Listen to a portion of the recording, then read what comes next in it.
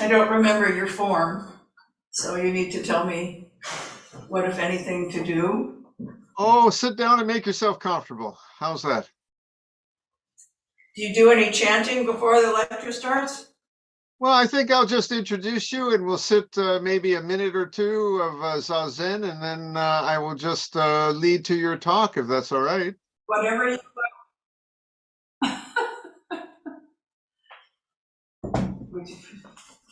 Well, I suppose we're ready to go, so I'll just start. I want to thank everyone for being here today. I'm Jundo.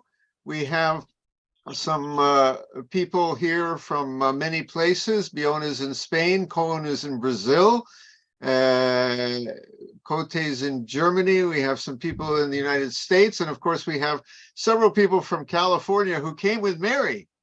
And most importantly, we have Mary Mocine. This is your second visit to the Treeleaf Zendo. And you're our first return guest. So I want to thank you. I was hoping that today's talk would not be necessary because it was about the political situation in 2016.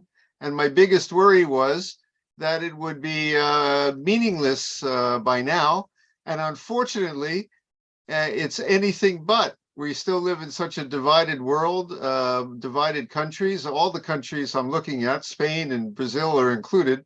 Certainly, boy, you have a few political tensions there, and things gets quite hot. Well, that's what Mary wrote about in her wonderful essay, I Hate Somebody, our former, that guy. So before first off, I want to say thank you, Mary, for being here. Everything okay? Can you hear okay? Yes, fine. We have a fancy microphone. Oh, very good. Very good. We hear you great. Mary and I are both members of the bar. One time I had the idea we would start a Zen law firm in which we tell all our clients that money is not important.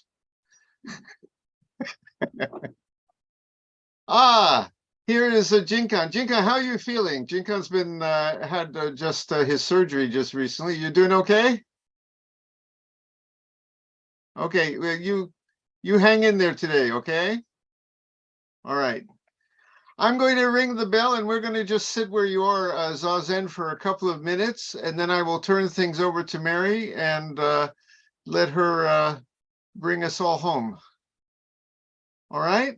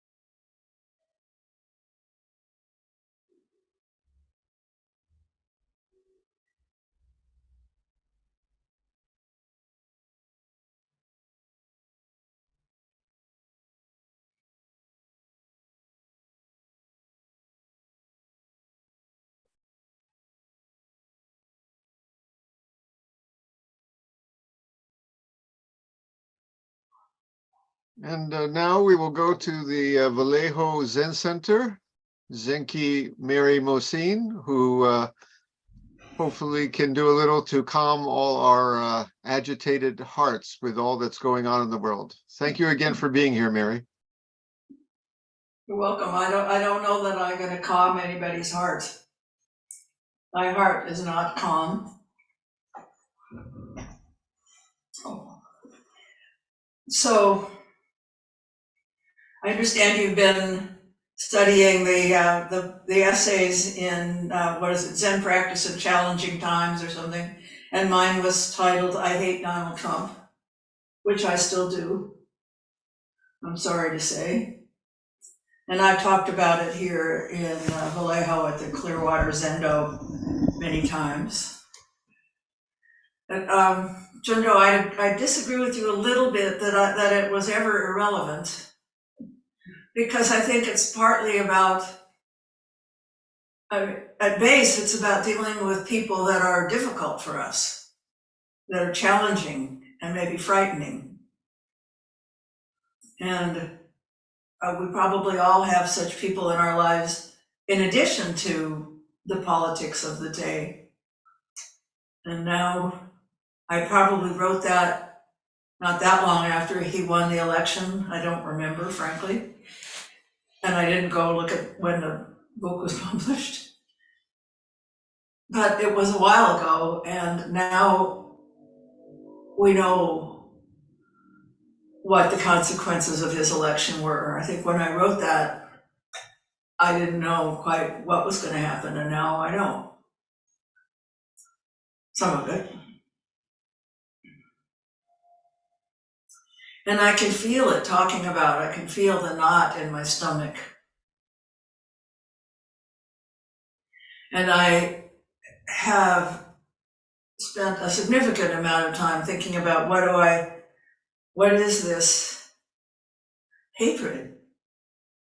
And I see a lot of it, which I think is common among us people. What is it, Bunpo? Foolish common people, that's us. My hatred grows out of fear. And I am afraid of Donald Trump, for example. There are other people that I'm afraid of too. And when I'm afraid, I am often reactive, and I demonize the person whom I'm afraid of, and or I make jokes about him. And there are plenty of Donald Trump jokes around, as I'm sure you know, no matter where you live.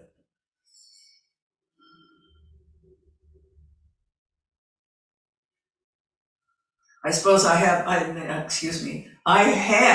similar feelings about Bolsonaro, for example, and what has been happening with the rainforests and the resources in Brazil. And I won't give you my list. We all have lists, I imagine. I hope they're short. But the fear that I feel, it's easier to hate him, to hate Donald Trump, and to make jokes about him, and to rail against him. It's easier than to feel the fear. And now when I'm talking, I can feel it. I can feel it right here in my gut. There's an impulse to kind of cringe, to protect this part of me.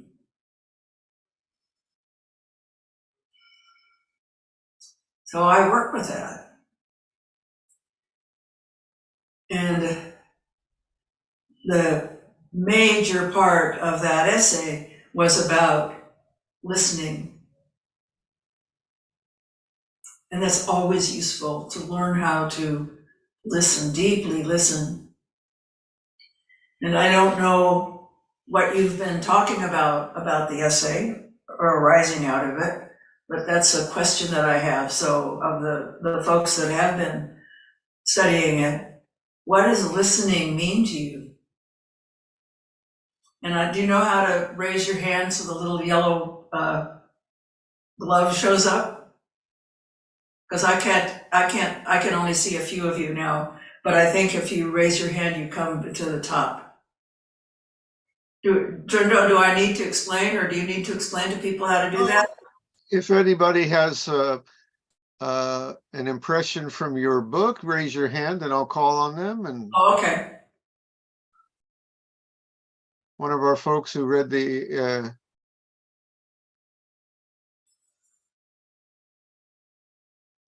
Don't all leap up at once.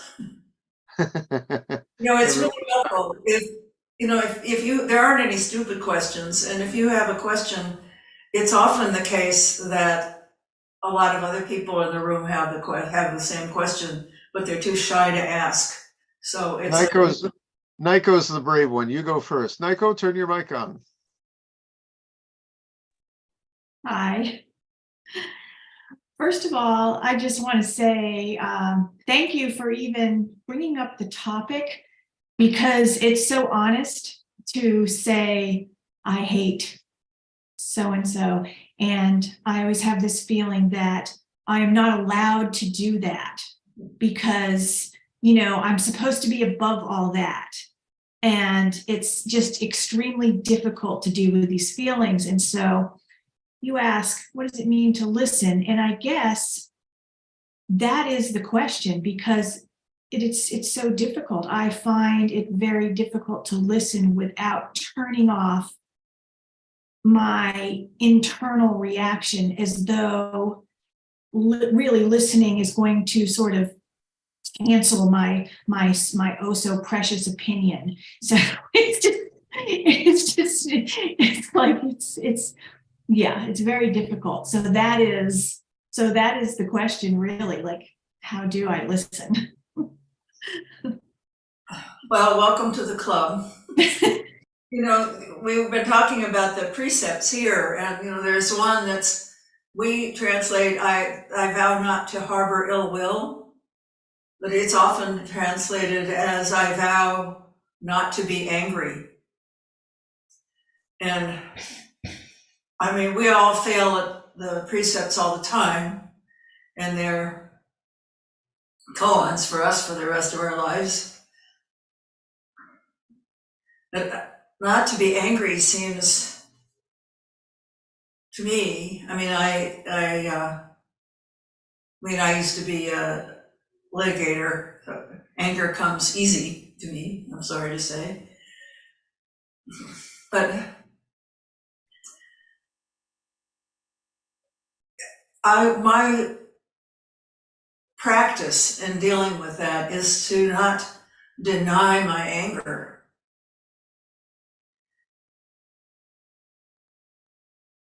Because if I deny it, it's gonna come up anyway, and it's gonna bite me or bite somebody else in the butt. Or both. We call that leaking, leak. So I need to know it, I need to allow it. And that means experiencing it in my body, not just saying to myself in my head, oh, I feel angry. And trying to never say, you made me angry, because I take care of that myself. At any rate, to know the anger in my body. Because if I will allow it to arise, it can abide, and then it can and will pass away. And my experience is, if I do not allow it to arise, that's when the trouble starts. I'm not suggesting that you act from it. I am suggesting that you experience it, and don't deny it, or don't, you said you're not supposed to feel it, I'd say, don't get caught or escape into emptiness. Oh, we're all one, there's no me and there's no you and there are no things, and so anger, not anger, yes, no, doesn't matter. Well, we live in this world and it does matter. And I am capable, out of my fear, I'm capable of hurting people. I'm capable of making things worse. Well, my vow is to not harbor that anger, but to just allow it to arise and abide and pass away and learn what I can learn from it. And sometimes if I kind of let the anger tape roll on to its conclusion, it usually is about my own self-clinging. It's like, how could you do that to me? Me? Well, it happened. And it wasn't necessarily not, well, I sort of say it's certainly not personal with Donald Trump. I think maybe it is somewhat personal, not personal to me, he doesn't know I exist, but personal to people like me. And that's part of my fear. I fear that I am hated, and it's scary to be hated. And it's scary to have somebody turning the hatred of a group of people towards me and mine. So that's a short version.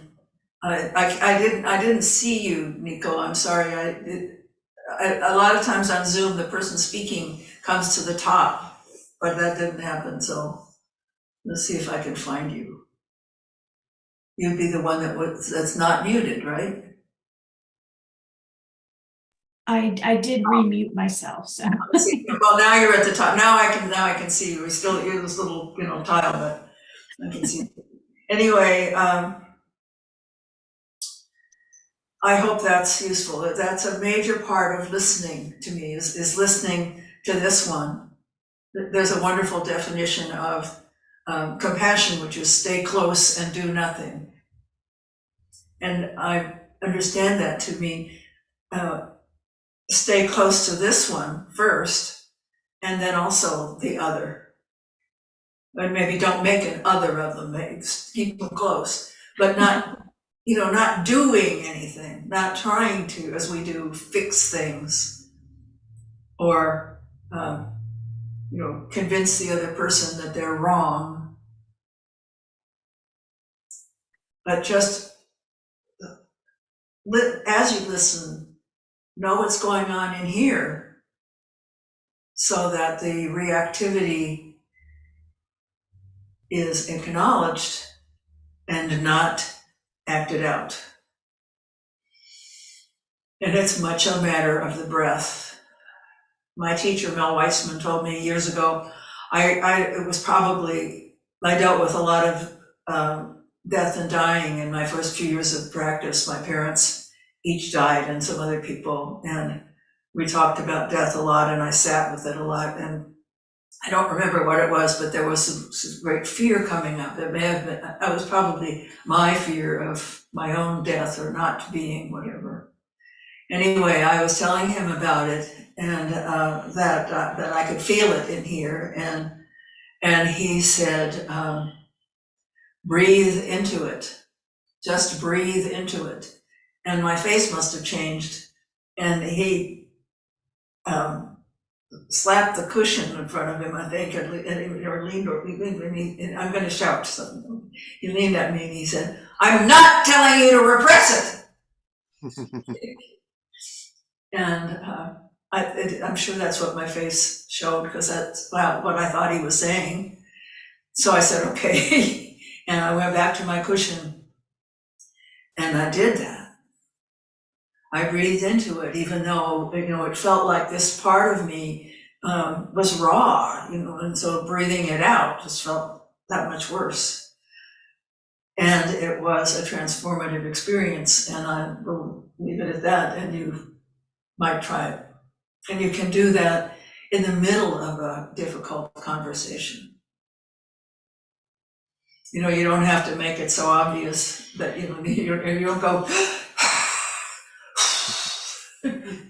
You just breathe in completely and then breathe out completely a few times. If there's something hard to deal with that's coming at you. See what happens. So is that useful? Do you have any? No, yes, it is very much. Thank you. I appreciate it. This is Jindo. I'm going to take a quick one. I think it's wonderful in our tradition and your honesty that it's okay. Sometimes we're sad. It's okay. Sometimes we're angry. It's okay. Sometimes even we hate. This is just to be human. Okay, we wake up with the blues sometimes, whatever it is, we're worried. But I think you're also going to say there's a time we can go too much. Oh, I'm not talking about wallowing in it. Yeah, how do you know when you've gone too far with the hate and the anger? And what do you do then? Stop. But I mean, I just think that I think the body knows, and we try. This is a way I talk about this a lot. We try to just wobble rather than lurch. And the Uchiyama has this wonderful, and he says, is this zazen?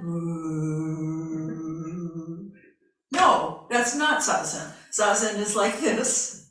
It is, you think, and then you settle, and then you think again, and then you settle. Your knee hurts, and then miraculously it doesn't, and then your back hurts. And if we're paying attention, which is what it's all about, right? Sit down, get quiet, pay attention. If we're paying attention, we know if we're wallowing in it. And we also may well get sort of a dope slap from the universe. You'll find out you're wallowing in it because it goes on too long. Even grieving, which can be, could go on for a couple of years if it's somebody really close to you. But at some point you realize that you're kind of clinging to it or defining yourself by it. And then that's a problem. And then you need to pull back. So I think if you're paying attention to your body as well as your mind, and you're paying attention to your heart, you can figure this out. It's also a good reason to have a teacher and maybe some good spiritual friends, so that you've been complaining about your ex for 6 months now. Maybe it's time to move on. So no, we should never wallow in whatever it is. And we do sometimes. I know that I sometimes wallow in my hatred of Trump. I mean, I tell Trump jokes. I love Trump jokes. I watch the late night monologues sometimes. And I don't know what there is in other countries, but I'm sure that there are some parallels, and I'm sure that Trump is in your news a lot too, I'm sorry to say. I was in Spain a year ago, but I didn't watch TV. So that's the closest I know. Anyway, is that useful? Thank you. That's very good. Anyone else, raise your hand if you have a question. I'll also mention, if we have some people watching at home, one way, if they send me an email at jindotreeleaf@gmail.com, I can ask Mary. But anyone here, just wave your hand if you have a question, comment. If you're angry at Mary, you can take it. Yeah, if you love Donald Trump, feel free. Well, that's a very good question. All right, now we think that all the Zen Buddhists in North America are what we say, blue state, latte drinking, BMW driving liberals. but it's not true. We discovered that the last election. I've got some folks who are pretty conservative. I'm not, and including some people who support Donald Trump, and they do it because they're convinced it's for the best of the country, and that they believe in what he stands for, and they don't see things quite the way that I think you're seeing it, and I think, frankly, most of the people here probably see it. I'm not, but what do you say to them, Mary? That's where the listening comes in. And I have relatives that are Trumpers in the Midwest. And the listening, I gave you some examples in the essay, and I happened to be listening to a TED Talk, which was, I don't remember exactly, they have like, themes or something, and it was something about communication, and there was a woman who was Black civil rights activist leader, and she had a relationship with a guy who was the Grand Dragon of the Ku Klux Klan, and they used to talk on the phone. I don't think they lived near each other, but at any rate, they would talk. Basically, she said all she did was listen. She listened to him, and eventually he quit the Klan and renounced it. Mm-mm-mm. And she was asked about how'd you do that? And she said, I just listened.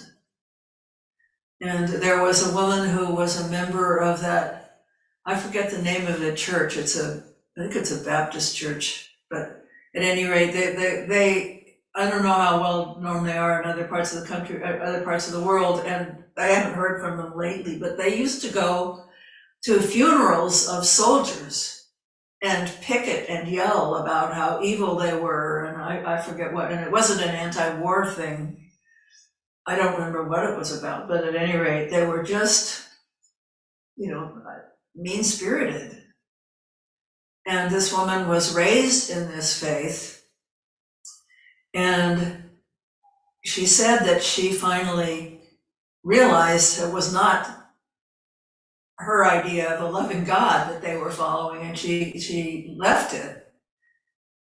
And she said that what turned her was people online listening to her and simply asking respectful questions, but not with anger or hatred in them. And as she responded to the questions, she came to realize that this wasn't how she wanted to be, and so she left that church, which I think was really hard. I think it was also kind of her family's event. And there was another one which I'm forgetting, but the point is that listening made a big difference. And it's also another reason to know yourself, is that in the process you know others. I know how threatened I feel by MAGA folks. I know how scared I am. I know how reactive I feel. And I can remind myself that they probably feel something similar. They feel threatened by me. They feel threatened by the direction this country is going in, which is multicultural and multicolored and everything. And they were probably maybe equally frightened, I don't know, but frightened when Obama got elected. And if I can remember what it feels like to be othered, then I can I can listen more sympathetically. It doesn't mean that I change my views. It doesn't mean that I agree, but it helps me be more respectful. and more empathetic when I listen, because it must be frightening. I also mentioned at the end Arlie Hochschild's book, what is it, Strangers in Their Own Land, about people, white, middle and working class people in southeastern Louisiana, which is very polluted oil, plastics, you name it, country. And she actually had a focus group there through somebody, a student of hers whose mother knew some people. She had a focus group of people who were, I guess, Tea Party people. And she got to know them, and she met with them, and she listened to them, and she visited them, and she went to their barbecues or whatever, the family things. And these were white people. And she came to know their pain and their difficulties. They felt like they had to put up with the petrochemical industry because it paid their salaries and there wasn't any other work really. So even though it polluted their streams, and if this horse fell into a canal or something and died almost immediately just because of all the stuff in there. And so it pained them. It pained them to lose these things. That they thought they lived in paradise, but no more. And they didn't. And they also saw that they were straight white Christians, da da da da da. And here were, in their experience, here were these black and brown and disabled and queer and I don't know what all people getting in line in front of them. They were following the steps and didn't matter. These people got in ahead of them, and they weren't talking about it as the replacement theory then, but that's kind of how they felt. And it does hurt. And if that's your background, it is scary. And well, I see you, but just a second. I just want to finish this thought. Is it Luella? Yes. Anyway, when my husband and I both were in law school together, and we were traveling, and we came back and we started looking for jobs. And this was in the early 70s, and I got a job with legal aid right away. And he was looking for that kind of job, but he was a white male. He wasn't in the top 2 of his class. And so he couldn't get a job like that because they were looking for minorities and women, or maybe the editor of the Law Review, and that was about it. And he had to take a job that wasn't wonderful. And it was painful. And we both understood it, and we thought it was appropriate, and it hurt. So that's something that I actually know personally, and it helps me to be more empathetic. So, Luella. I'm a newbie, so I would just say on the front end, I'm uncertain about anything. But I wanted to just say something about the Westboro Church. As it happens, I live in that town. The people from that church attend the college where I teach. And so I've lived here about 11 years. And so it was kind of, some of the things they do in town are probably less hurtful than going to someone's funeral. Just socially, that's a terrible thing. But what I've discovered is that the harm really comes from the other person feeling insecure and vulnerable. And so that the members of this group are lawyers. They know exactly how many feet to stand from the building to do their protests. And so really, when you meet them on campus, you don't know who you're dealing with, because they look and think in many ways just like everybody else. And so that the thing that I thought about, when I read that part of your essay, is that really these groups are alerting us to where we're insecure. And so, I've tried what you explained about, breathe into the pain. You don't deny your pain, but, maybe it's because I'm too immature. I have to go back to, may you be happy, may you well, starting with myself. The meta practice always start with yourself, because I found that if I didn't realize it, but I was really insecure on a certain day, and I have a reaction with a certain kind of individual, then I'm just into it for months. But if I had, because of maybe that first reaction, kind of got back to working on, trying to find peace in myself, and I have a similar reaction with someone else and it's negative, but I like, okay, I will do this and move on.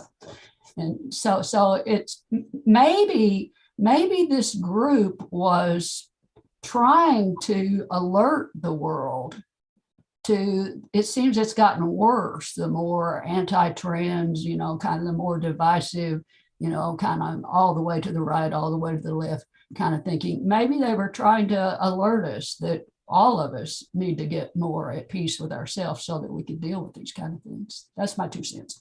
Yeah, well, thank you. I don't know if they were trying to alert us, but that experience should alert us. There's an old saying in Buddhism that I think especially in Tibetan Buddhism that an enemy is a great jewel, and that's partly because they do teach us. They teach us patience, which is I sometimes call dreaded patience practice, and they show us where our trigger points are, and they show us our self-clinging. They show us our ego, and so on. And you're right. The one of the things about listening to myself is knowing when I am feeling particularly reactive. There are times when I just should not engage, because I'm going to hurt others, I'm going to get hurt myself. And knowing my triggers and knowing my, what's the word I want? They're like little red, or sometimes big red flags. I mean, if I start swearing a lot, then that's a trigger. That's something that I know that when I do it, I'm feeling thwarted, or I'm feeling one down. When I start talking faster, when I get louder, when I get aggressive in how I express myself. These are not just language things, even so much as body things. Or when I can feel this feeling of urgency, of leaning in, that's when I know that I need to lean back and slow down and give it some breath, and maybe disengage. Even if giving it some breath doesn't work, then I probably need to find a way to stop. Just stop, because it's not the kind of person I want to be. And I have learned a lot from people who are scary to me. And one of the things I've learned is to take my own power back. Because when I'm feeling, as I say, one down or weak, then that's when I get defensive. What do you do? Big news, we all do that. So I know this one, and therefore I know Juno. I know you. I know Kate. We all have, we're not exactly the same, but we're similar enough. So thank you, yes. I can't resist, there's a one of those stories, which I don't even remember where it came from, but an old story. There was a monk in a monastery that drove everybody crazy. And the other monks just couldn't stand him, and he was really difficult and really hard to deal with and so on. And they finally gave him so much grief that he left the monastery, and the abbot went running after him and begged him to come back because he was so good for the monks, because he taught them patience practice. So, but I don't think that there's so much, I wouldn't say that the people in that church are meaning to teach us that, but that doesn't mean we can't learn it, and that we should learn it. I mean, there's things that Mel taught me, my teacher taught me, that he didn't mean to be teaching me, but he did teach me, and they're useful. I have a question that I want to make sure to get in. It was sent to me before we came today, and it might be our discussion to the power of three. We have one priest who's in Ukraine right now, and he's not in military service. He's a little older. He's been mostly active with refugee activities, and he's not exactly on the front lines, but he's been counseling Buddhists, mostly Buddhist young men who are in Ukraine, who are very angry, very scared, but want to go fight. And they know that fighting means they have to give over to violence, they have to give over to the anger, and they have to kill. And some of them are trying to be pacifists, but some of them want to go defend their country. What do you say to them, Mary? I don't know. I would say that coming from a place of anger is not useful. And acting out from anger is not useful. And it could get you killed when you didn't need to be killed, too.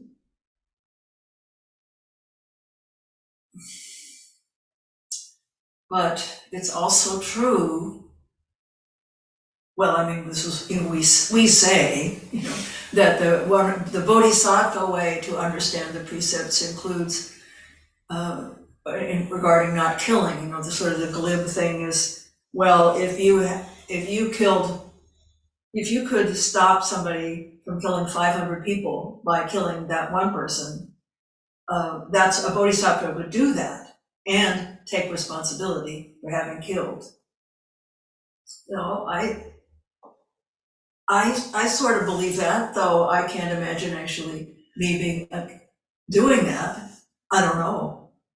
I doubt that I'll ever be tested, so I don't have to know. And so I would be very hesitant to tell them, except to work with them about not being reactive and whether they're willing to take responsibility for killing, and that they're going to have to make their own decision about it. Is this, is killing I started to say a Wagner Group person, but I think that makes it a little easier. Just killing a poor Russian conscript, saving 100 Ukrainians. Is that okay? Is that a good thing to do? I mean, part of me says, yes, it is. I find myself supporting that war and supporting the FBI, the police. I mean, this is a strange times. But anyway, I wouldn't try to answer it for somebody to know. I think, as with all the precepts, you must wrestle with it all your life and come to your conclusions. Do you kill a mosquito or not? Well, what about if it's biting you? Well, what about when the ants come in your kitchen and trash all your food? Do you kill them then? Do you kill them outside because they might come inside? You have to make those decisions and how you work with not killing, right? I have a smart mouth, so I work with not killing, particularly with not sort of killing people's spirit by making a smart crack that comes to my mind.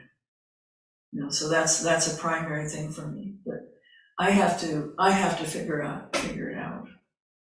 So that's my response, and it's not an answer. Another question, comment? Raise your hand. Okay, I think you're just touching your nose there. That doesn't count. Anyone? You know, you Vallejo people, you haven't read this essay, at least not in a while, but if you have questions or something you want to say, please do. There's some people here too also, and they're not usually this shy. But they've heard all this stuff lots of times. Colin, you're in Brazil, which is also very, the politics is very unstable and divided. What do you tell your people when this comes up about feeling angry politically? Yes, in fact, we are facing probably a very similar scenario as in the United States. And this division is so deep that teared families apart. So there are parents that don't talk to their sons and daughters, and cousins that don't talk to each other anymore. And last 2 years, we could see that happening in the end of the years, like Christmas, New Year's. The families cannot be together anymore. So, and each side of this discussion accuses the other to create this division. People around me and at our Sangha, we always try to remember that no matter of which side you are, humans create divisions anyway. So we are living this reality, this political reality of division. So let's be careful to not create another divisions over this. If we can do that, it's like not feeding a fire with wood, and maybe this fire could extinguish by itself. And also, we are trying not to. I don't know where I read it. Maybe in some Pali Sutra, something like the one who carries wood walks far from fire, something like that. And so we are trying hard to not be, we first to recognize we are vulnerable. When all of this started, it was very easy to accuse the others. How can you be so radical? But now we see it's just a matter of time and opportunity. We can fall in this radicalism also. So we are practicing also avoiding social media and too much news, and try to receive and try to offer our attention to reading and literature, to reading. Okay, not stay a part of this world, but take care of not maybe one of the precepts about not dealing with intoxicants. We are considering the social media mainly intoxicants, and so recognizing that we don't know how to deal with that. It's a very new and deep situation, but we can try put our effort not to create more divisions and recognize that we are vulnerable and everybody is vulnerable, and no matter which is the position of the others, we can show them that don't be vulnerable, don't put yourself in risk, take care with things and informations you put inside your mind.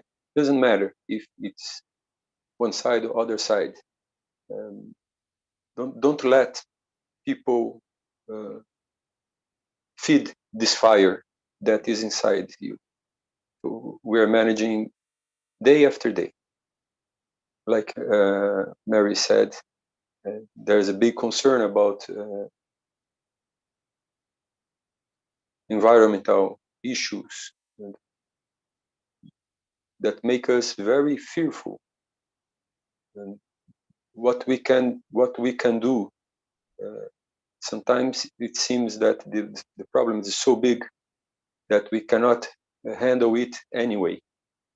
But when we divide this problem in small parts, and people that live with us don't tear apart the family.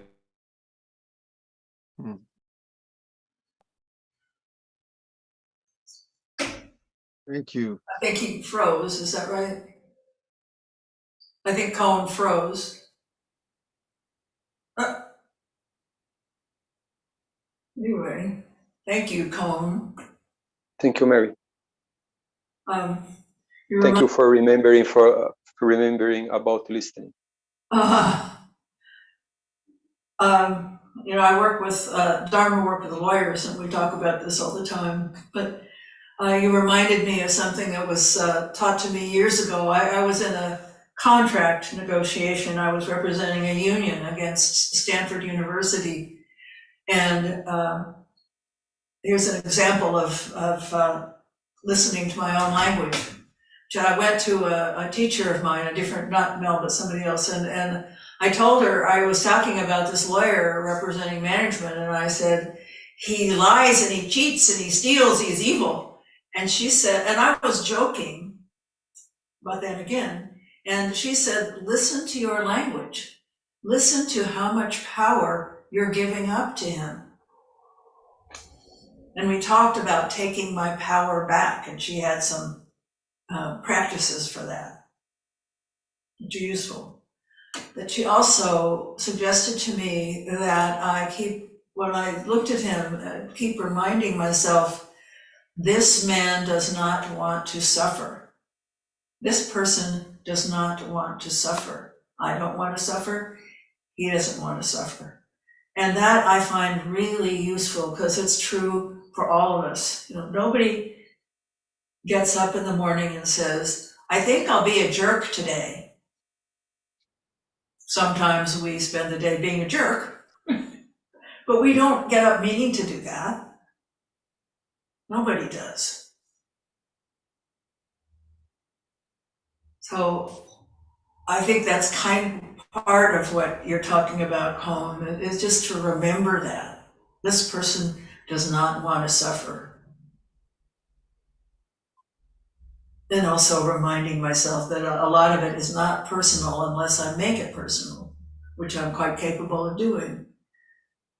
But I like to think that I notice pretty soon nowadays, and that's my practice.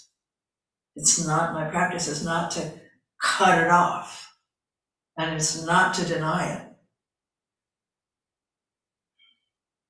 It's to acknowledge my humanity and acknowledge my clinging. Like I said to you, my rants, end up with, how can you do this to me? Or what about me? And and that's it. And then I start laughing because it's unfortunate. I mean, it's our clinging is tragic. It's also funny. So I just wanted to see, I had a lot of notes and I thought, oh, they've been studying this. Let's just see what happens. So,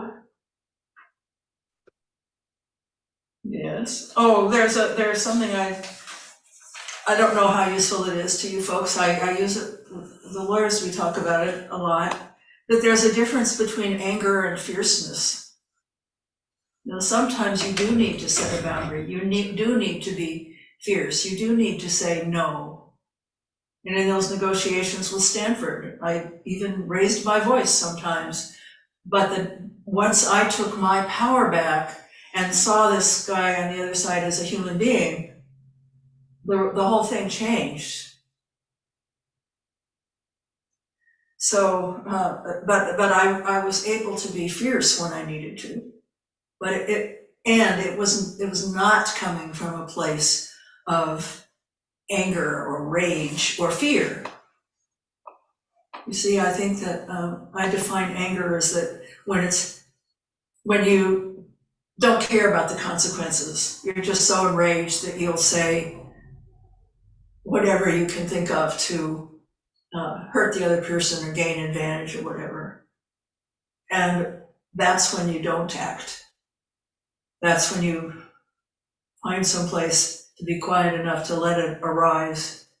And if you need to let the rant play out in your mind, feel free, but don't act from it. I hope that distinction is clear enough. I'm thinking we should stop. It's after 11.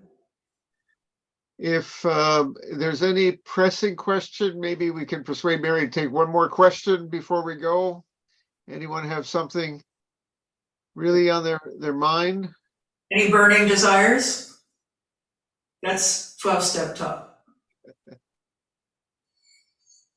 All right, well, I guess we'll just take this as inspiration to get through whatever the news brings tomorrow. Mary, leave us with any closing words before we go.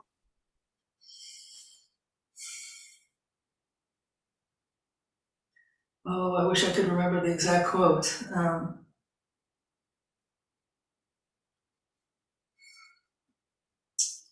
I don't know, Junu, do you know the one from the Dhammapada where, you know, hatred follows hatred?